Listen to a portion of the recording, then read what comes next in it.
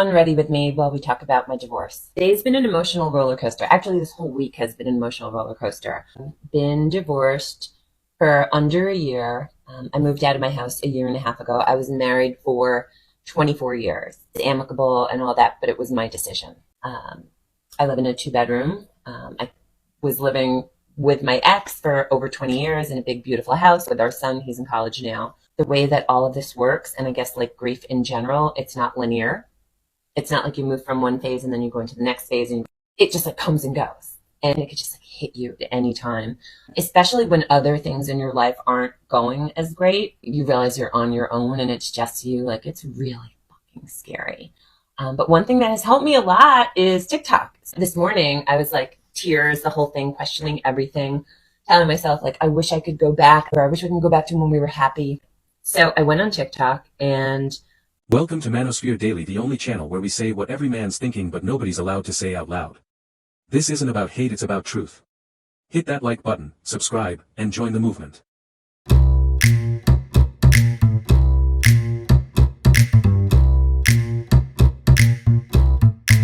I searched stages of grief and how they connect with divorce.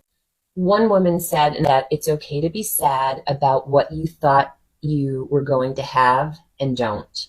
Because part of like when you get married, right, you're hopeful, you're building this future, this life that you're going to have with this other person, where we will be together forever, for better or for worse, for the rest of our lives. So when you are faced with the reality of now you're in a completely different life, this is really fucking scary. I'm trying to share my experiences because going on TikTok today and hearing these other people's voices made me feel less alone. I'm really grateful for people that shared their vulnerability and shared their feelings. So one of the women said, and I'll find her name and I'll tag her, loss is loss. And starting over is starting over. But it's really about learning to navigate it and walk in it. So I'm going to try to apply that mindset. And this is a loss of what I thought I was going to have and don't. And that I don't want to necessarily like pretend those feelings aren't happening, but understand how to move through them, how to move with them. Part of it is that I'm scared. I'm afraid of messing up. I'm afraid of fucking up again. And when I start thinking that way, I think I have to stop and ask myself, okay, does that mean, what if I move into the wrong apartment? Or what if I buy property and I regret it? Or what if I date someone and they hurt me, or I date the wrong person? What is there such thing as like the wrong apartment? Maybe there's multiple apartments that are right. Like nobody's rating my life. Nobody's judging me. There's no like right or wrong, good or bad. And I have to get away from that thinking, kind of deflating the danger and bringing the stakes down a little bit. But it's good to know that I can just come on here and I can search divorce or grief associated with divorce. And there's women on here that are going to make me feel better. And part of it is also just having faith, right? One of the things that I've always been good at is reminding myself that like, it's going to be okay. It's going to be fine because it already is. She thought she was upgrading. After 24 years of marriage, she filed for divorce. She told everyone she deserved better, that she needed to find herself. But now, she's sitting alone, watching her ex-husband smile, rebuild, and move on, while she's left wondering where it all went wrong. This isn't just one story. This is the story of thousands of women who thought they could replace a loyal man and ended up realizing too late that loyalty doesn't come around twice. This is really hard. I thought I could talk about this. I didn't realize how raw it was. And I did not expect fucking having a New York City office that I'm commuting into to stir up all of these feelings. I thought I was so past this. I thought I was so past this. I moved out 2 years ago. And I'm not. I had a whole wall in our house of like family portraits. And not in like a corny, horrible way, like in a cool way. Like I had great pictures. And, you know, I only kept the ones of my son, right? And this is one of them. And it's, wait, let me give you a better version. My son, when he was 8, probably. and we were decorating for Christmas. And I remember how lonely I would feel every Christmas. But then I look at this picture. I'm like, oh, that was our mirror. And I remember when we bought it.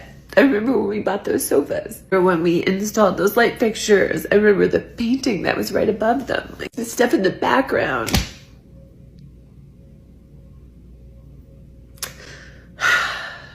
At first, she was convinced she made the right call. Friends cheered her on. They said, "You're so brave. You deserve happiness. You only live once." She believed them. She thought she'd find a new man, one who'd give her excitement, adventure, and validation. But what she actually found was silence. Empty texts, cold nights, and men who weren't interested in love, just fun. The same freedom she celebrated quickly turned into isolation. You put together a life with someone, right? And you think you're going to be with them forever. And that's your plan. And you go into it fully, earnestly, thinking you're going to be with them forever. And then you're not. I took that of my son on a vacation. I think I was still trying, but unhappy, but trying. It's sad. No one gets married thinking they're going to get divorced. You know, right? What is it? Half of all marriages, or how many marriages actually end in divorce? So many, right? So it's almost rare that you want to be with someone forever. So if you have that, oh, that's so fucking awesome. If you don't have it, and you're fighting for it, and then you just can't get there, and then it ends, and then it just feels so awful. I'm the one who ended it. This was my choice. I have this, in my apartment, this is all my stuff. This is my choice.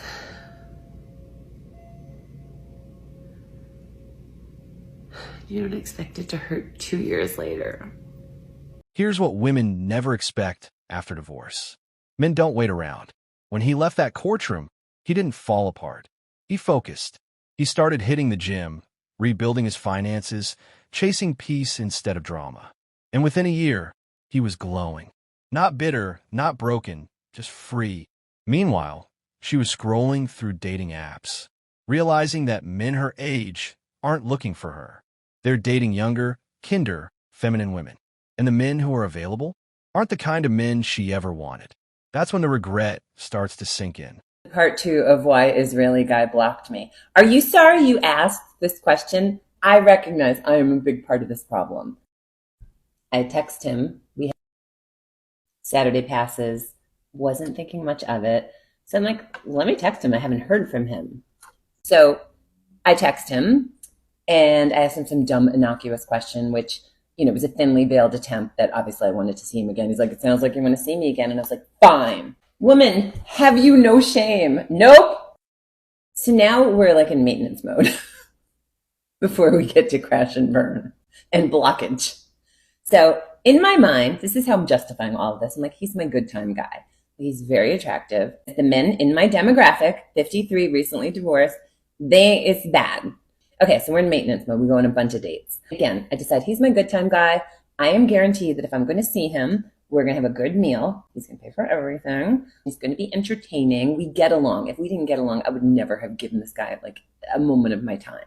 She knows about you. She knows that I'm dating. I know all about the kids. And also, he's a dick. He comes with me to stay at my best friend's house in Connecticut. Universally hated. Nobody liked him. Nobody had a single good thing to say, except for that he was handsome. Illy, this is a bad man. Illy, he's not a good person. Illy, if you ever bring this guy to my house again, we're done. Ileana, he dulls your sparkle. That should have been enough.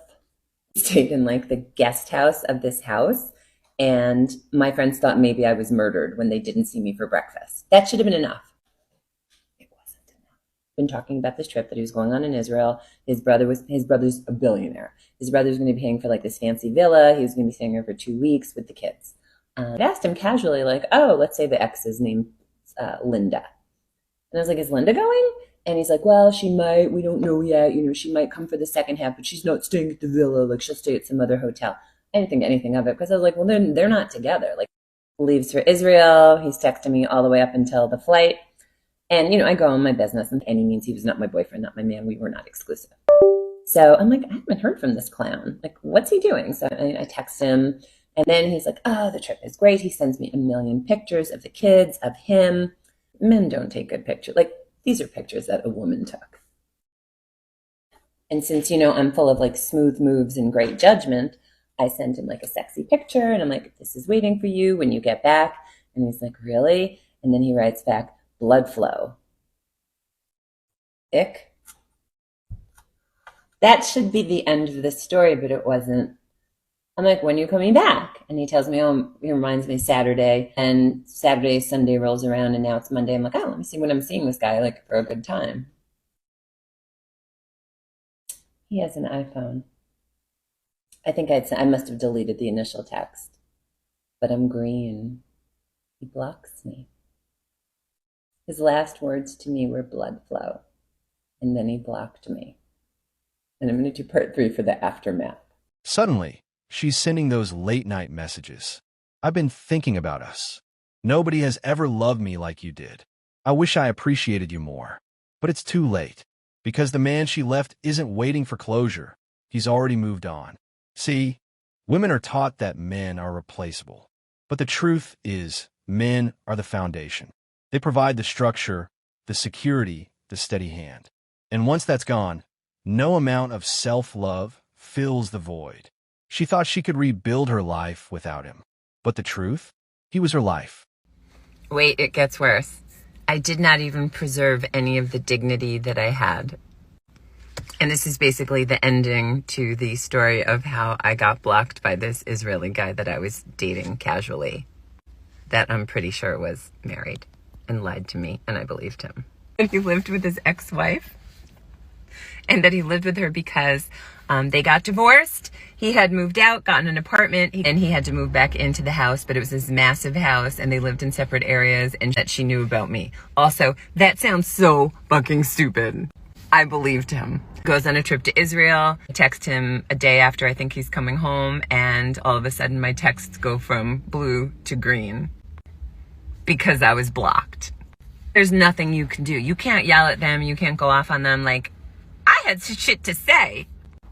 And I shared the story with a couple people, and they were like, yo, you need to tell his wife. And I was like, okay. So I go on her Facebook. I had seen this before, and I don't know, it just didn't register. Her profile picture is a picture of her, the guy, and their 2 kids. They're not divorced. You're done with a guy for 5 years and fully divorced, even if he's living in your house as friends or whatever the fuck. His ass isn't going to be in your profile picture. I also went on his Facebook and sent him a message, and I took a screenshot because I'm full of smooth moves and bad judgment. I took a screenshot of her profile showing that he's in her damn profile picture, and I sent it, and I was like, interesting that you would still be in her profile picture if you guys have been divorced for 5 years. And then I also included a screenshot of our initial conversation on Hinge, where he assured me that he was a really, really good, nice guy. Now, she's seeing him post pictures with a younger woman. Happy, peaceful, fulfilled. He's smiling in ways she hasn't seen in years. And that's when the realization hits. He didn't need her to be happy. He just needed to be free from the person who stopped appreciating him. And that's the real pain of regret. Not losing someone, but realizing they're better off without you. And so I sent him that screenshot, and I was like, you're not a nice guy. You are a trash human. You never responded to me. Of course. Now, I know I should have moved on and not cared, but my feelings were hurt. And also, I wanted revenge. And also, I still want revenge.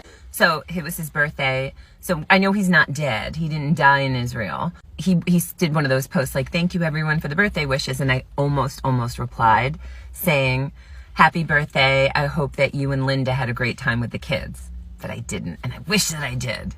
It's 2024 now, so it's, months later, and I sent him one more message. Yeah, this is what I sent him. Not my finest moment. Not gonna lie, I'm 53. I should be an adult and be able to have the emotional regulation judgment to know not to do dumb shit like this, but I don't. And then I sent a picture with a caption. Who is this woman? Who is this woman? What an asshole. I hate him. He was like in my apartment multiple times. He met my friends. He met my son casually. Even though we were dating casually, we weren't exclusive. Like, yo. So yeah, he was definitely married, right? So my theory is that I sent him a sexy picture while he was on vacation. And my theory is that his ex was like, the fuck is that? And for that, or he just lost interest in me, but all points lead to marriage because he's in her picture. I'm not in my ex-husband's picture. He's not in my picture. Men, this is your reminder. Don't let guilt make you chase the past. Don't let manipulation pull you back into what destroyed your peace. If she left, let her go.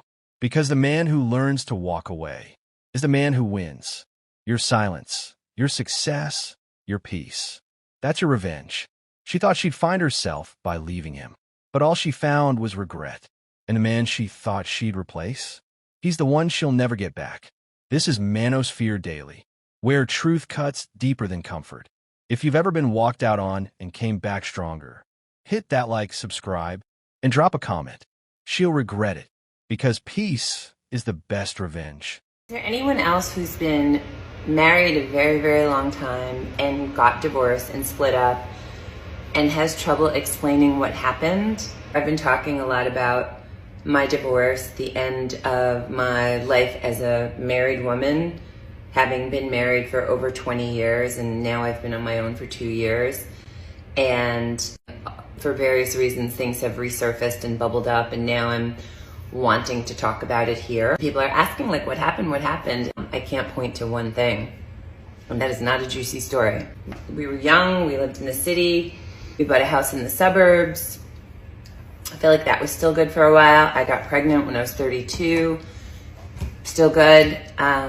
For me, it started to not be good at the 10-year mark, but I started to realize that like I was deeply unhappy, but I kept trying to like stay with it and try. And it was like a slow drift. And there was nothing in this world that I was going to allow to impact my son in any way, shape, or form. My son is 20 now. But I know when he was little, I was like, no, I'm going to work it out. I'm going to do what I need to do. I'm going to stay in this and keep trying. Probably like 20 reasons that contributed to that, but there's not like one single thing that I can point to. Maybe that's what it is. Like death by 1,000 splinters. I think there's like an expression. I'm going to look it up. I can't find it. But maybe that's what it is. Maybe it wasn't just one major thing, like it was like this small thing. And then this other medium-sized thing, and another small thing, and then they just pile and pile and pile, and you're just under all this stuff and just become mentally, physically, emotionally impossible. So it's the sum of a lot of small things versus one big thing. And I know that that's not answering the question, right? Today's episode of Manosphere Daily. If you enjoyed the content, give it a like. Be sure to subscribe and hit the notification bell so you're notified as soon as a new video is out. Share your thoughts in the comments below. See you all tomorrow.